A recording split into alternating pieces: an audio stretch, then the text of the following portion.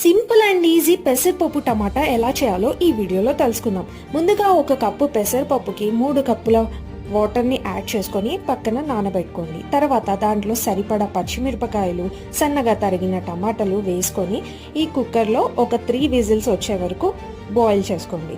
అలా 3 విజిల్స్ వచ్చిన తర్వాత ఈ కుక్కర్ని తీసి ఈ మిశ్రమాన్ని మొత్తం స్మాష్ చేసేసుకొని మనకి సరిపడా కన్సిస్టెన్సీలో వాటర్ యాడ్ చేసుకోండి. ఈ మిశ్రమం అలాగే పక్కన పెట్టుకోండి. ఒక బాండిలో ఎక్కువగా ఆయిల్ వేసుకొని పోపు దినుసులు వేసుకోండి.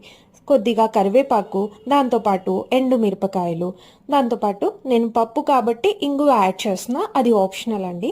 సరిపడా అల్లం వెల్లుల్లి పేస్ట్, కొద్దిగా పసుపు యాడ్ చేసి మంచిగా కుక్ చేసుకోండి. ఒక మంచి స్మెల్ వచ్చిన తర్వాత దీంట్లో కొద్దిగా ధనియాల పొడి, సరిపడా ఉప్పుని వేసుకొని ఈ మిశ్రమాన్ని కుక్కర్లో షిఫ్ట్ చేసుకొని కుక్కర్లో బాగా బాయిల్ చేసుకోండి. పప్పు రెడీ. ఎలా ఉందో చెప్పండి.